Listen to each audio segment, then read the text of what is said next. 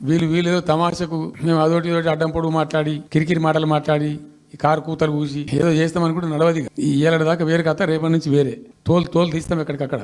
ప్రజలు ఖచ్చితంగా ఎక్కడికక్కడ నిలబెట్టే ప్రయత్నం చేస్తాం. నువ్వు మళ్ళీ బయటకు వచ్చి ఇవాళ ఆయన తోలు తీస్తా అంటు.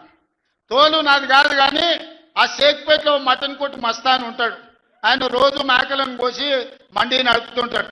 ఆయన చెప్పిన కేసీఆర్ ఖాళీగా ఉన్నాడంటనే తోలు తీస్తాడట.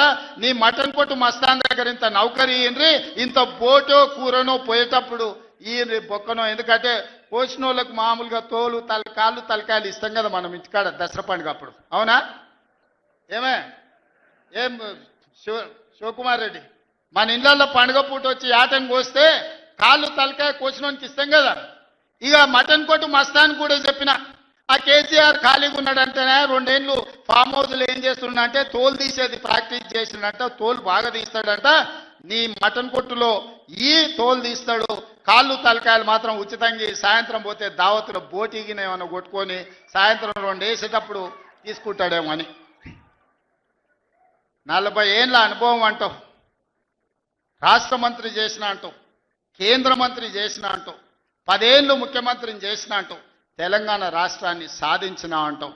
నేను ఆడ ఫ్యూచర్ సిటీ కడుతున్నాను అంటే తొక్క తోలు వాడెవడో వస్తాడంటే ఆ వంతారనా బొంతారనా ఇవనే ఒక మాజీ ముఖ్యమంత్రి స్థాయిలో మాట్లాడే మాటలు మాకు రావనుకుంటున్నావా? మర్యాద ఉండదని మేము మాట్లాడతలేం. మర్యాద ఉండదని ఇవన్నీ విషయాలు మేము మాట్లాడతలేం. కానీ మొదలు పెడితే నువ్వు కాదు కదా, నడువుకు రాయి కట్టుకొని ఆడ ఉన్న మల్లన్న సాగర్లో దుంకి చచ్చిపోతావు. మల్లన్న సాగర్ కాకపోతే రంగనాథ సాగర్లో మెడకు తాడేసుకొని ఊరేసుకొని చచ్చిపోతావు. చంద్రశేఖరరావు గారు, నన్ను గెలకకు. నేను అన్ని చూసిన. ఎక్కడి నుంచి వచ్చిన నేను నల్లమల్ల అడవుల నుంచి వచ్చిన. జడ్పీటీసీ గెలిచిన, ఎమ్మెల్సీ గెలిచిన, ఎమ్మెల్యే గెలిచిన, ఎంపీ గెలిచిన, తెలంగాణ రాష్ట్రానికి ముఖ్యమంత్రి అయిన అమాం బాపతి గాని కాదు. అక్కడి నుంచి వచ్చి అమెరికాలో అంట్లుదోమ వస్తే అయ్య పేరు చెప్పి మంత్రి అయినోని కాదు. ఊర్లో దుక్కి దున్ని కష్టమంటే తెలిసి రైతులలో నుంచి వచ్చినోని రైతు బిడ్డను. నాతోని తమాషాలు చేయకు.